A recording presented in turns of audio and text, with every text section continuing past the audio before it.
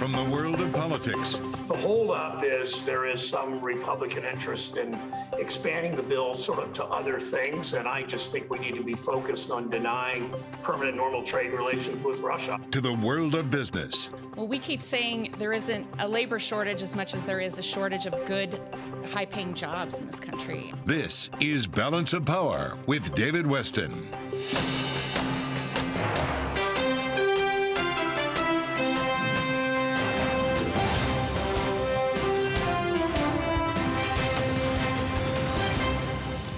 From Bloomberg World Headquarters in New York to our television and radio audiences worldwide, welcome to Balance of Power. President Biden continues his trip to Europe, moving from Brussels this morning over to Poland this afternoon, where he's addressing issues both military and humanitarian. Our Washington correspondent, Anne-Marie Hordern, is traveling with the president, and we go to her now in Warsaw, Poland. So, Anne-Marie, take us through the president's day, if you would. Well, he's now at a neighboring town very close to the Ukrainian border, and he's getting an update on what's going on the humanitarian front, David. The UN says that more than 10 million people have been displaced from this war, more than 3 million of them fleeing to countries that are surrounding Ukraine, and Poland is the epicenter. More than 2.1 million Ukrainians or people living in Ukraine have fled to Poland, and really Poland right now is maxed out in terms of what they can give. I'm actually at the consulate where there are a number of refugees here just trying to get basic documentation. Maybe they need medical assistance, sending their children to school, trying to get on maybe with a bank account, some of them fleeing without their paperwork. You could see it's a massive undertaking. And when you speak to Ukrainians, though, they say, Ukrainian officials inside and outside the country, they say that the humanitarian crisis will not end until there is more military support. And I spoke to the Ukrainian ambassador of Poland just moments earlier today, a few blocks from where I am here, and he said just this: it is not enough and they need more military support. Take a listen. It's not enough. Of course, we are very grateful for taking care of Ukrainians going in Poland and for sending humanitarian aid. But what we need is also the military aid. Ukrainian ambassador to Poland there, David, outside their embassy, where you can see tons of Ukrainian flags, and that is very obvious when you're on the streets here in Poland. So this really sets up a challenging meeting for the president with his counterpart, because Poland is asking for more, and Ukraine is certainly asking for more. Anne-Marie, thank you so very much. That's Bloomberg's Washington correspondent Anne-Marie Hordern traveling with President Biden right now over in Poland. In the meantime, we started the day, as I say, with President Biden actually appearing with the President of the European Commission, Ursula von der Leyen, about new agreements between the EU, the European Union on one hand, and the United States on the other. We welcome now a former U.S. ambassador to the European Union. He is Ambassador Gordon Sondland. So thank you so much, Mr. Ambassador, for joining us. Give us your reaction to what you've seen, because it feels like there's a remarkable degree of agreement right now between the European Union and the United States, maybe more than we've seen in recent years. Hi, David. Thanks for having me on. There's been a seismic pivot with the European Union vis-a-vis Ukraine, and unfortunately, it took a shooting war to do it. The things that the Europeans are doing right now, including the suspension of Nord Stream 2, including potential direct military, lethal military aid to the Ukrainians, is all based on the fact that there's a shooting war. When we posed this as a hypothetical 2 or 3 years ago during President Trump's administration, we were laughed out of the room until it happened, and here we are. So give us a sense of the two elements of this agreement that we heard about this morning. One of them was for LNG, a fairly substantial ramping up of LNG sales, something that, frankly, President Trump, under whom you served, really pressed for at one point. And then on the other hand, data security. Well, he not only pressed for it, at my instigation, and I don't want to take all the credit, there was a team involved. We got the energy minister from the European Union, Maros Shevkovich. He came over. We flew on Air Force One with President Trump to make an opening of an LNG facility in Louisiana. And the sole purpose of that trip was to promote shipping U.S. LNG to Europe, so that then they could justify shutting down Nord Stream 2. And again, there was scathing media about it, to the negative. And now, lo and behold, it's happening. How realistic is it to ramp up this degree of shipping of LNG to Europe in this time frame? Well, nothing happens quickly. I mean, the laws of physics still apply. But as you know better than anyone, energy markets are forward-looking. And the minute you start to send signals to the energy markets that Keystone is going to be restored, that licenses and permits are not going to be slow-walked any longer, that the U.S. is going to step up to the task of restoring its energy predominance, all of a sudden the futures will begin to sink and gas prices will eventually come down. Even if the gas isn't yet flowing from all of those actions that were just taken. Mr. Ambassador, there's no point in looking back other than to try to understand where we are now and look forward better. There was a lot of controversy about the United States relationship with Ukraine under President Trump, and you were involved in it. You were outspoken at the time. Looking back on it, do you think we made the situation worse by some ambivalence, perhaps, about our relationship with Ukraine? I think that I wouldn't characterize the relationship as ambivalent, but I think we could have leaned in more. It was hard to convince President Trump that the Ukrainians were really ready to end their corruption, were really ready to become a Western country. There was no doubt in my mind, there was no doubt in Ambassador Volker or Secretary Perry's mind. All of us went to Zelensky's inauguration. We were extremely impressed with him. We knew the guy had moxie and a word I can't use on this program. And we told that to President Trump, and President Trump was somewhat dismissive of it. But I think as he got to know Zelensky better, I think he realized that Ukraine had a really good man at the helm. So given what we've seen today, as you say, really a major pivot we've seen, what else could be involved? Are there other trade relations, for example, that we could solidify with the European Union, given our unanimous opposition to Russia? Well, the first thing I think we need to do before we even start talking about that is I think the European Union needs to let Ukraine in immediately. There's a lot of hand-wringing about that. They have their process. It takes forever. And what they need to do is they need to let them in forthwith on a provisional basis, give them 3, 4, 5 years to come into full compliance in terms of their rule of law, their corruption issues, and all of the litany of things.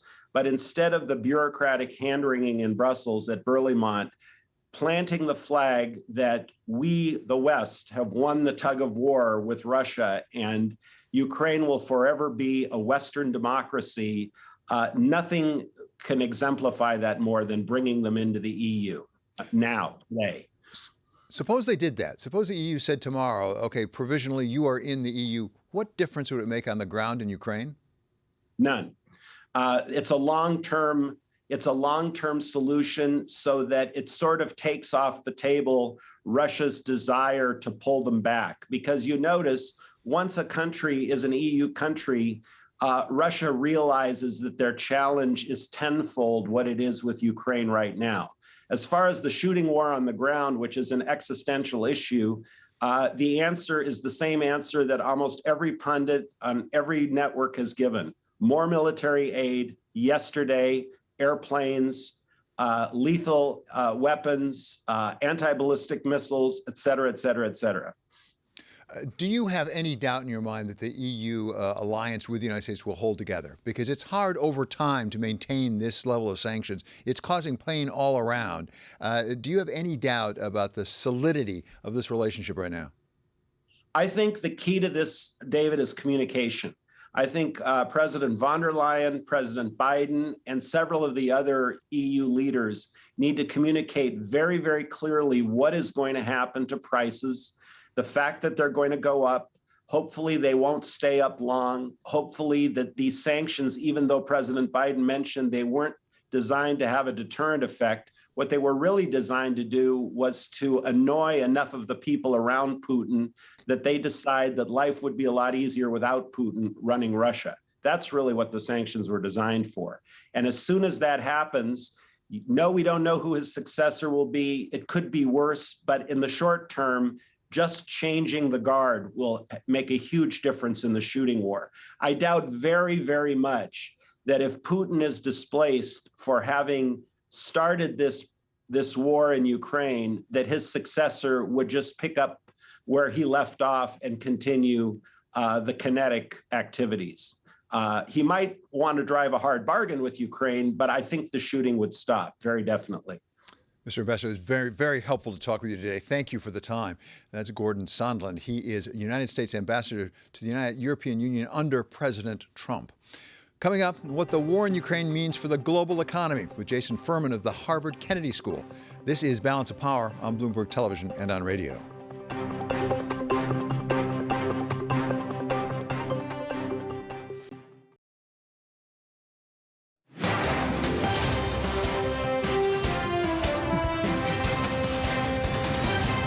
This is Balance of Power on Bloomberg Television and Radio. I'm David Westin. We want to keep you up to date with news from around the world. And for that, we turn to Mark Crumpton with First Word. David, thank you. President Biden is in Poland for the final leg of a whirlwind trip to Europe, focused on Russia's war in Ukraine. Mr. Biden is hearing directly today from U.S. troops stationed near Poland's border with Ukraine. Tomorrow, he will meet with President Andrzej Duda as the country handles an influx of more than 2 million refugees since the start of the war just over a month ago. A key aide to Ukraine's President Volodymyr Zelensky says it is unclear if Russia is serious about peace talks. Ihor Zovka spoke exclusively today with Bloomberg Television's Maria Tadeo, saying Ukraine will, quote, never surrender. We don't want the peace agreement on the Russian terms. They wanted us to have a peace agreement on the Russian front at the beginning. They wanted all their provisions to be implemented, all their demands and red lines. No, we don't have any agreement, any peaceful agreement or the peaceful agreement at any terms. We will want the peaceful agreement at Ukrainian terms because we are struggling, we are surviving, we will win. Mr. Zovka added that Ukraine deserves membership in the European Union.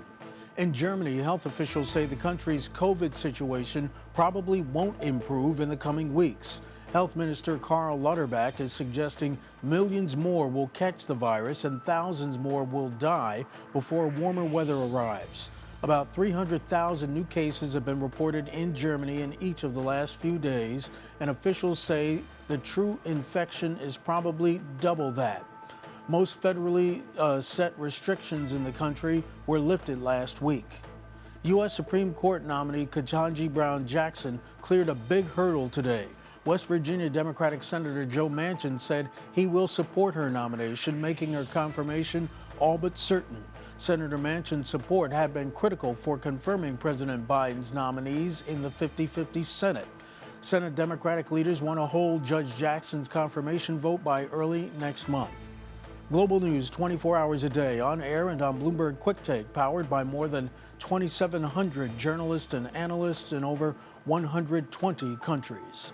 I'm Mark Crumpton. This is Bloomberg. David? Thank you so much, Mark. Well, our economy was facing some uncertainty, even difficulties before we had a war in Iraq. We had problems with the supply chain. We had inflation that was getting out of control. We had a Federal Reserve intent on raising rates. But now we do have a war on top of all that. To give us a sense of what effects that may have on the economy, welcome back now Dr. Jason Furman. He's professor of the practice of economic policy at Harvard's Kennedy School. He was the chair of the Council of Economic Advisors under President Obama. So, Jason, thank you so much for being back with us. You wrote a piece in Project Syndicate the day after the invasion. It was February 25, talking about the economic effects. I wonder, as you look back now, whether those effects may be longer lasting and more profound than we could have anticipated on February 25th. Yeah, first of all, David, the effects on Russia are worse than I anticipated. And that's because I didn't think that we'd be taking a step that we've never taken before. And it's very good that we did, which is freezing their reserves. They had excellent macroeconomic management. We denied them the benefit of that excellent macroeconomic management, and their economy is really suffering as a result. When I look at the United States, we see the high oil prices, but we haven't seen any other shoes drop. We haven't seen problems in the financial sector spilling over.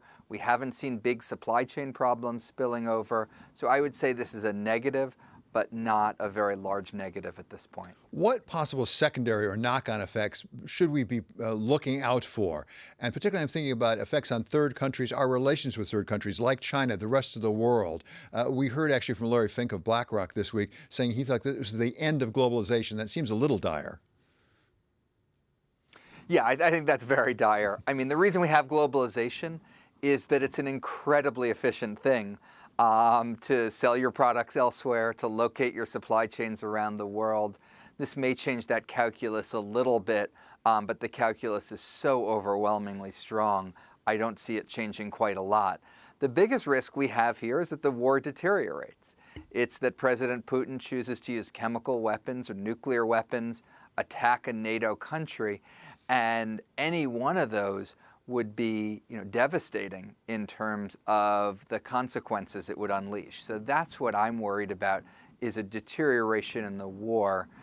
Within the paradigm we're in now, I think it's mostly manageable for the U.S. economy, worse for the European economy, but not existential for them either. Jason, as I mentioned, before the war came up on February 24th, we had some issues to address, particularly inflation.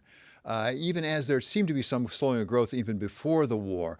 We heard from the Fed Chair Jay Powell this week at the NABE, following on his remarks last week. Are you confident the Fed has what they need, that they even know what they need to stop inflation? I am not confident at all, David. I am confident that they understand the problem correctly now. The wishful thinking is all gone. The idea that it's transitory is gone. The idea that, something right around the corner as the pandemic goes away or whatever it is, the inflation will be gone. So I think they have a much more accurate understanding of the problem we face. I think they are focused entirely on inflation, which is right, but for their current plan to work will require a lot of luck.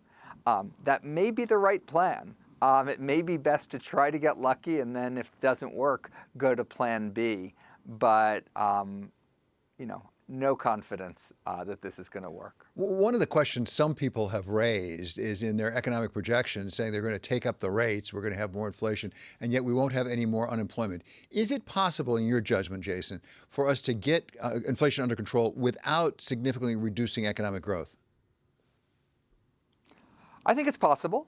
We could get lucky that one of the special stories about people buying lots of goods or people not returning to the labor force saves us. I don't think so, but it's possible. Inflation expectations matter. If the Fed can get those under control, that could almost magically bring inflation down at very little cost. Again, I don't think that's the most likely scenario, but it's worth trying. The third thing is they can slow the fall in the unemployment rate. That would help. I'd try all three of those first. If none of them work, and I'm not sure they will, then you need to go to Plan 4, which is actually raising the unemployment rate. So, Jason, let me ask you the question that a lot of people are asking, the likelihood of recession, or maybe putting it a different way. What is the likelihood of recession if, in fact, they are effective at getting inflation down? Yeah. In any given year, I think of a recession as about a 15% chance. Right now, we're probably at about 25%. And a lot of that is the combination of the global events, but especially domestic and how the Fed handles what it's doing. I don't see them raising rates enough in the next couple months to tip us into recession. It's really 6 months from now. Inflation is still here. They've raised rates a decent amount. They've confronted a choice. That's when things get dicier. Jason, people are talking about a rate as high as 3% by the end of the year. Could the economy withstand that? I think it could, and I think it very, very well may be needed. Economically, what matters is that rate adjusted for inflation. If you know you can raise your prices, then a higher interest rate doesn't mean quite as much to you. And just the extra inflation we have mean 3% inflation, 3% interest rates now is sort of like a 2% or lower interest rate used to be. And I think they're certainly going to need to, if not this year, next year, have interest rates above 3%. Jason, thank you so much for being back with us. That's Dr. Jason Furman of the Harvard Kennedy School. Still to come, we're going to talk with former Energy Secretary Dan Brouillette about President Biden's historic pledge to get liquid natural gas to Europe. This is Balance of Power on Bloomberg Television and on radio. The war in Ukraine rages on. Ukraine will never never be a victory for Putin. What is happening is a genocide of Ukrainians. Putin must fail. Turn to Bloomberg for up-to-the-minute reporting from around the world. 1.2 million people have crossed into Poland. The Children's Hospital, the latest target. Putin has gone all in. And analysis of what it all means to you. The corporate exodus continues. For every dollar the United States could lose, the European Union stands to lose 10. Keep it tuned to Bloomberg Television and Radio.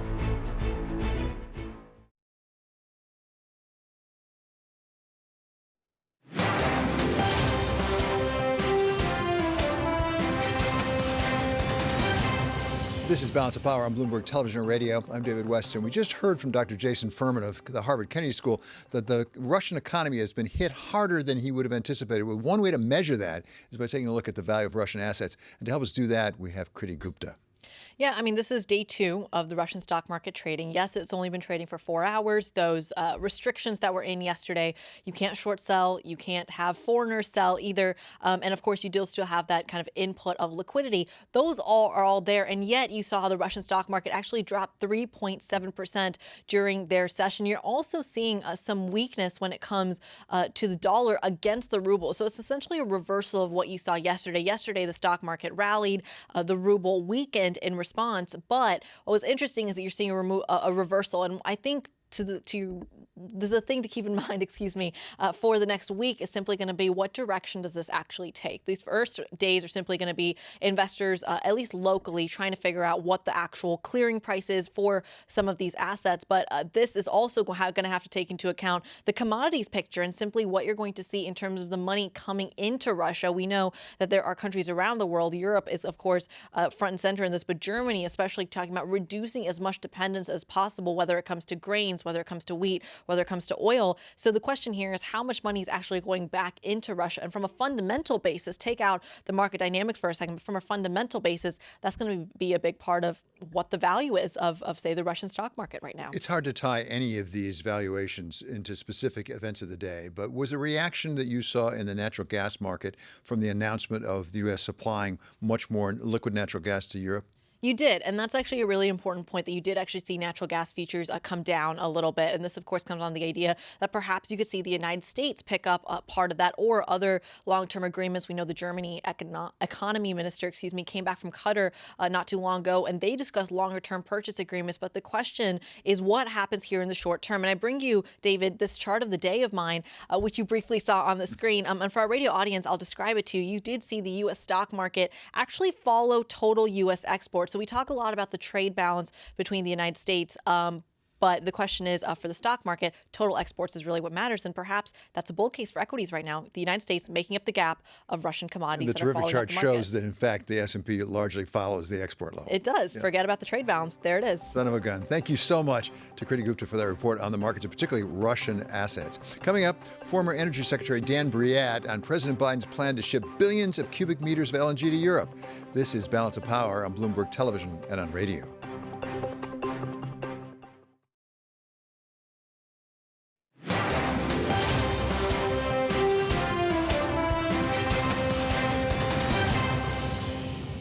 Welcome back to Balance of Power on Bloomberg Television and Radio. For the final time, at least for now, we're wrapping up the European equity session at this point in the US day. Remember, the clocks changed this weekend, as a result of which we're back to the normal 5 hours between New York and London.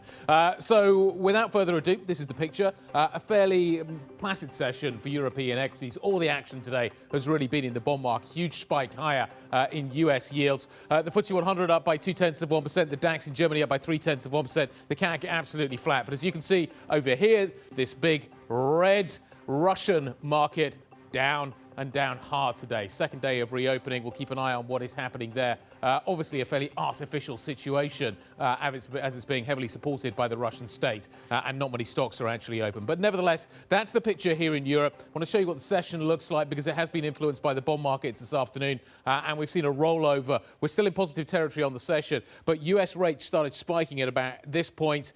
We therefore rolled over on equities, not as much as you would have thought, then popping a little bit back into positive territory. On the week, though, which I think is a more interesting story, we are positive on the week, which is interesting. So equities continue to hold up. No, they're not. They're negative. So they've been just bopping around. So I thought last time I checked was a little while ago, about an hour ago, they were in positive territory, but they've now just dipped back into negative territory on the 5-day, down by 0.2%. But you think about what's been happening. You've had an incredibly aggressive Fed story this week. The ECB, remember, is thinking about tightening, and you've had the ongoing conflict in Ukraine. For equity markets to do nothing, I think that's absolutely incredible. In terms of the breakdown from the sector point of view, let's dig into the details there. The commodity stocks continue to do well. Basic resources up by 6, nearly 7%. The energy stocks up by just over 6%. We'll talk more about energy a little later on this programme. The weakness has been in construction, in travel, and in the luxury sector here in Europe. Let's just wrap things up with some individual names. Drax is a UK utility group. You've had a note out from Morgan Stanley, an upgrade, which has lifted this stock. But Jefferies is talking about the fact that this is a pivotal moment for European utilities. This is we try and figure out what the energy transition is going to look like with a complete pivot when it comes to the input story when it surrounding gas and oil as a result of the war in Ukraine. So Drax up by nearly 9% today. Wärtsilä is another story when it comes to a ratings change. This is a marine power engineering business, and it's down by 7.85% today. Goldman Sachs out with a very negative note, a direct sell on Wärtsilä. And David, it's the weekend. Thought I'd better wrap up with Campari. Campari up by 3.61%. Bank of America out with a very positive note into the weekend. David, thanks for your hospitality. Back to you. It's been great having you with us. We look forward to you rejoining us again come the fall. But in the meantime, you can go out and have a Campari and soda, I guess, is what you should do, Guy, to celebrate the weekend. Coming back now to the war in Ukraine, one of the things we've been concerned about from the beginning is possible cyber attacks, although we have not seen that many that I'm aware of so far. We turn now to a true expert in the area. She is Professor Amy Zegart. She is Professor of Political Science at Stanford University and the author of Spies, Lies, and Algorithms, The History and Future of American Intelligence. So, Professor Zegart, thank you so much for joining us here. You are an expert in this. Why have we not seen, as far as I know, massive cyber attacks yet? David, it's such a good question. It's a question a lot of cyber experts have been asking. There are a couple of reasons why we think we haven't seen them so far. Number one, there have probably been more cyber attacks behind the scenes than we know publicly. We know General Nakasone, the head of Cyber Command, testified that there's been a lot of assistance behind the scenes that the U.S. has provided to Ukraine to help. So that's explanation number one. Number two is Putin thought this was going to be a fast and easy regime change operation. And so he didn't need to use cyber weapons in the beginning parts of that conflict. And he turned out to be wrong, which means that we may see more cyber attacks in the future. So there's real concern that both in Europe and in the United States, that the worst in terms of cyber may be yet to come. So talk about in Europe and in the United States in this respect. Can we use this time to good effect? Are there things we can do that we haven't already done to shore up? And by the way, does it help to work together? Absolutely, it helps to work together. You've seen public service announcements by various elements of the U.S. government reminding corporations and individuals to batten down your cyber hatches, make sure you've updated all your software, make sure you patch quickly. So those small steps can have big impact in terms of cybersecurity. By the way, there have been cyber attacks by Russia in Ukraine in the past. I wonder why they haven't used more in Ukraine itself. One of the questions is we know that Russia has attacked Ukraine's power grid, for example, 2 times in the past. But it's easier in many ways to attack Ukraine's power grid with bombs than it is with cyber weapons. The other thing about cyber is that once you use a cyber weapon, you lose that cyber weapon. When you reveal the malware you're using, others can defend against it better and even turn those attacks against you. So there's an incentive to hold your cyber weapons close to the vest if you can. What is the extent of a danger if there is a cyber attack in, for example, Ukraine, if it's spreading beyond the borders of Ukraine? Because there's a lot of concern there about NATO getting involved under Article 5. I'm so glad you raised that. So one of the big issues we know that was discussed behind closed doors yesterday in President Biden's meetings was what happens if there's a cyber attack? Does it trigger Article 5, which is an attack against one is an attack against all? And if it does, what kind of cyber attack would actually trigger that kind of response? We've never faced this before. And so these are important policy questions that the U.S. and our allies are debating and discussing right now. More generally, Professor, you were an expert on intelligence gathering. You worked on it in the United States government.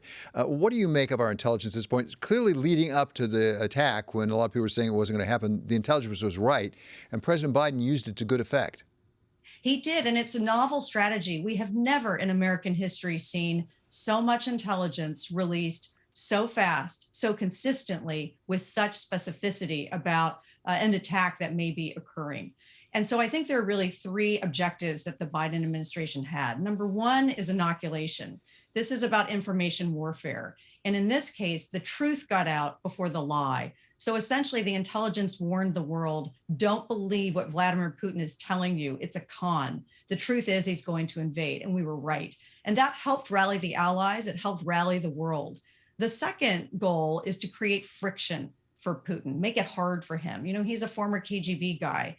And so the more he has to stew in his juices about how do the allies know all of this? Who can I trust? What technical systems can I trust? The more he's worried about that, the better. It puts him on his back foot, not his front foot. And then the third objective, I think, is to make it hard for nations like China to stay on the sidelines. There's no fig leaf excuse that anyone could believe Putin's narrative. And so it's forcing those third-party countries to have to make some tough decisions, and that's to the advantage of Ukraine and the allies. Finally, Professor, this is the first ground war in Europe that's brought to you by social media, essentially. We can have access to so much information from so many people. I wonder about the information war here, and whether even perhaps President Putin's background in KGB is ill-serving him here, because we're getting the Ukrainian side of the story a lot, and it's really quite compelling about what they're doing there. I don't think we're getting too much from the other side. Is there just not another side to tell, or are they not doing a very good job of getting the message out? I think it's both. There's not another side to tell. It's clearly an act of aggression by Russia against a sovereign democratic nation. And they're not doing a very good job at controlling the narrative. What we're seeing is novel use of technology in all sorts of ways. We talked about intelligence. It's now an information warfare battleground. And so winning the narrative is just as important as it is winning on the ground. And one of the surprising things, I think, is how effective President Zelensky of Ukraine has been at rallying the world and winning that narrative with his videos that he's producing from the battlefield in Ukraine. Yeah, it's truly extraordinary. Thank you so much, Professor. Great to have you with us. That's Professor Amy Zegart of Stanford. Coming up, we're going to focus on the humanitarian costs of war in Ukraine with former Treasury Secretary Larry Summers. This is Balance of Power on Bloomberg Television and on radio.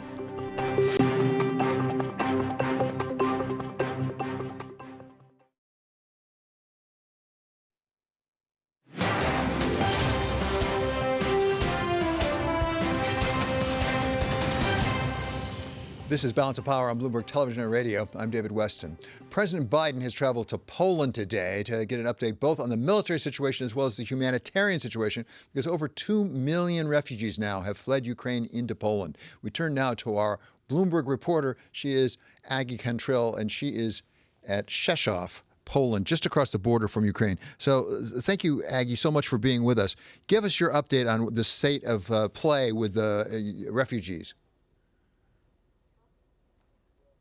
Yes, so over 3 million people have crossed the border into various European Union countries, and a huge amount of them, over 2 million of them, have come to Poland. And that is because of the huge land border that Poland shares with Ukraine. And when we started reporting from here several weeks ago, there were huge amounts of people crossing the border, often with waiting times of over 60 hours in order to make that journey. Now we're seeing it to have sped up significantly. We're seeing that the system here has become a lot more streamlined in the last month since the war began.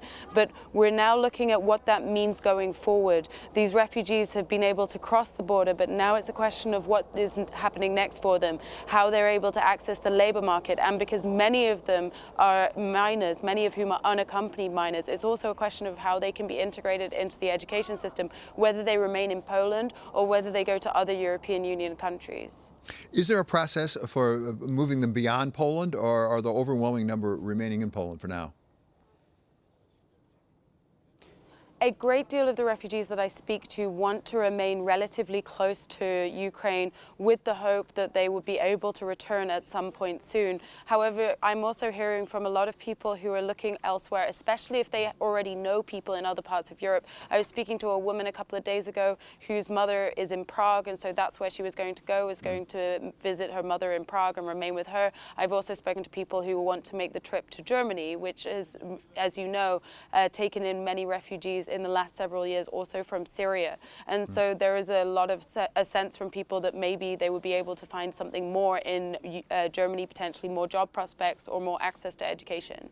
Aggie, thank you so much for being with us today, but also all your terrific reporting for Bloomberg over there. It's Aggie Cantrell on the border between Poland and Ukraine. We talked earlier with former Treasury Secretary Larry Summers about the humanitarian toll in Ukraine, and while not wanting to minimize in any way the suffering of the Ukrainian people, he warned that that may just be the start of things.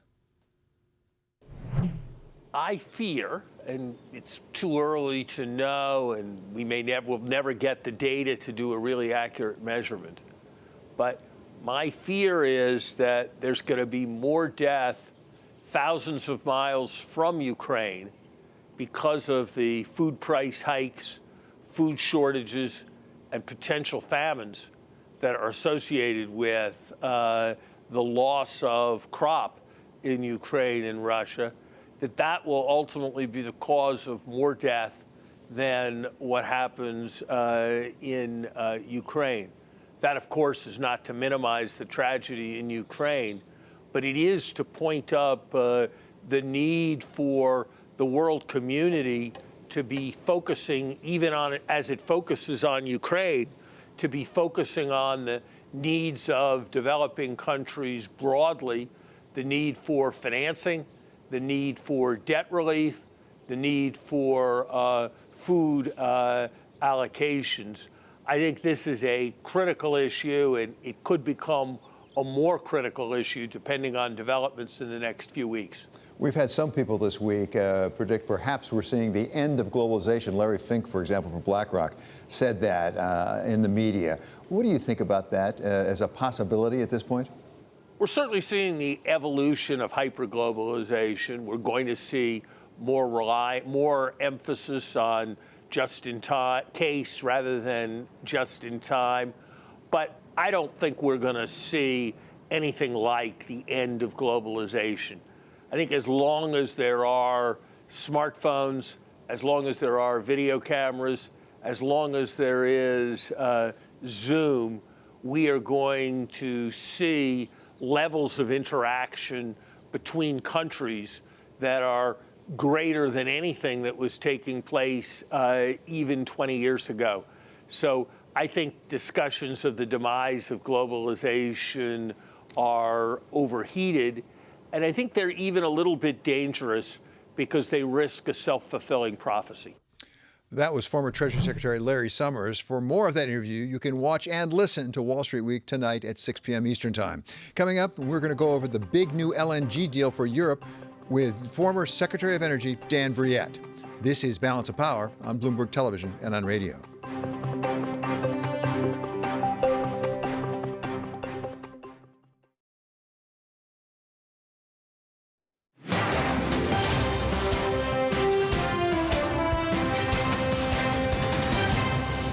This is Balance of Power on Bloomberg Television and Radio. I'm David Westin. We began the day with President Biden in Brussels announcing a big deal with the European Union to ship over 15 billion cubic meters of LNG, liquid natural gas, this year, and then ramping up to 50 billion in coming years. We turn now to somebody who tried to get that done a few years ago. That's Dan Brouillette. He's now president of Sempra Infrastructure, but he served as Secretary of Energy under President Trump. Mr. Secretary, thank you so much for joining us. When I heard it this morning, I thought, isn't that what they tried to get done? Is it a version of what you tried to do? Well, thank you, David. Great to be with you. Yes, it is. And I'm so happy to see the administration and the EU and others in Europe working toward this goal of energy security and national security. It's vitally important that we balance this equation between energy production, environmental sensitivity, and national security, because energy is part of that national security equation. So I think this is a great first step. I think it's an important step, and I applaud the administration for taking it. So, Dan, 15 billion cubic meters sounds like a lot of natural gas to me, but put it in perspective, how much of the needs of Europe, and particularly Germany, which is particularly dependent on this, would this fulfill? Well, a fair amount, David. I mean, right now we see roughly 150, maybe 155 or so billion cubic meters of gas coming from Russia into Europe. That meets roughly 40% or so of their demand. I think that's going to decrease over a period of time, perhaps as we move closer to 2030 and 2050. We'll start to see, the environmental goals and the energy efficiency technologies come onto line, and we'll see that demand gradually decrease. But I think what was announced today is a very important step. It's really the diversification of the energy supply to Europe that we're talking about today. So again, I applaud the administration for working this deal with the EU. I applaud the EU for taking a very important step toward diversifying its entire energy portfolio. This certainly sounds hopeful, particularly right now, given what's going on with the situation with Russia. But as a practical matter, how long is it going to take to ramp up? For example, the president said 15 billion cubic meters this year. Is that doable? Well, I think it's doable if you consider that many of the cargoes will be redirected or diverted to Europe from Asia. That's already happening in the marketplace. These are contractual arrangements between private parties. Those contracts will be renegotiated in certain cases, but I think largely you'll see that 15 or so number be met. The question then becomes, whether or not we're going to increase production here in the United States, whether we're going to develop important energy infrastructure. The company that I'm with, Sempra Infrastructure, is in the business of developing that export infrastructure as well. We believe very strongly that the United States can use more infrastructure to get that product to the shores, to the Gulf of Mexico, out onto the open ocean, and ultimately to Europe and to Asia. Well, you're very involved in infrastructure, obviously, but talk about the infrastructure in Europe before we come back to the United States. Is there the infrastructure in Europe to take the shipments of LNG if they can get them to them? Well, I think Germany just made some important announcements. The development, and you mentioned earlier in your program, the issue that we were working on perhaps 3 years ago now was the development of more regas import facilities into Germany in particular. The announcement by the German government that they're going to pursue those two facilities, I think, is important, and I'm glad to see them doing that. Europe has done a lot of work to interconnect its pipelines within the continent, so I think they're well positioned there. The issue now is whether or not we can get the import facilities built in a timely way and, again, lessen that dependence upon Russian pipeline gas. Just for a moment here, for our television audiences, what we're watching is President Biden boarding Air Force One in Czechov, Poland, where he has been visiting near the Poland-Ukraine border. That's President Biden getting onto Air Force One as we watch on television. In the meantime, Secretary Brouillette, what about the infrastructure back here in the United States? What needs to be done in order to be able to produce more and make it into liquid natural gas and ship it out? Well, what we need to do here in the United States is look at the facilities that have already been permitted. The industry is very anxious to be a part of this, American solution, if you will, to Europe, a part of this effort to help the Ukrainians, to help the Europeans. Many applications have been filed at the Federal Energy Regulatory Commission as well as the DOE. We would hope that the administration would look at those applications favorably and move expeditiously, as was announced yesterday and today. That would be their statement. So we think it's very important that they move quickly. If these permits are approved, I think you'll see the investments that will follow, and ultimately these facilities will be built.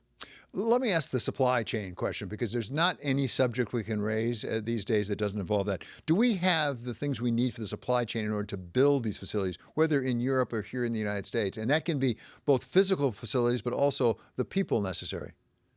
I think so, David. I mean, the labor market is indeed tight. There's no question about that. The pandemic has had its effect on the supply chain. But I do think, if you look at Texas, if you look at Louisiana, the Gulf Coast region where these facilities are often built, as well as on the West Coast in Mexico and other places where we have facilities with Sempra Infrastructure, there is a labor supply available. It is ready to go to work, and it's quite talented, very talented, I should say. So I think the answer to your question is yes, we can build these very quickly.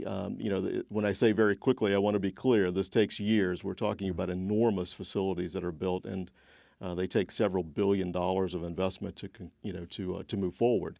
But we're talking, a reasonable time frame, 3 to 5 years, these can be built. And just to be clear, Mr. Secretary, it sounds like what you think is, yes, more natural gas, but at the same time, there will actually be more renewables, whether in Europe or back here, because of this. Yes, because they're complementary. To the extent that you want to increase renewable capacity, you typically have to increase base load capacity as well for generation purposes, electricity generation. And natural gas is a perfect complement to renewable technologies, not only here in the United States, but all around the world. Okay, really appreciate you spending time with us today. That's Dan Brouillette, the former Secretary of Energy, now President of Sempra Infrastructure. Really great to have you with us, Dan. Now we want you to check out the Balance of Power newsletter on the terminal and online. Coming up, Balance of Power continues on Bloomberg Radio. In our second hour, we're going to talk to Dr. Jay Varma about the possible second COVID wave. This is Balance of Power on Bloomberg Television and on Bloomberg Radio.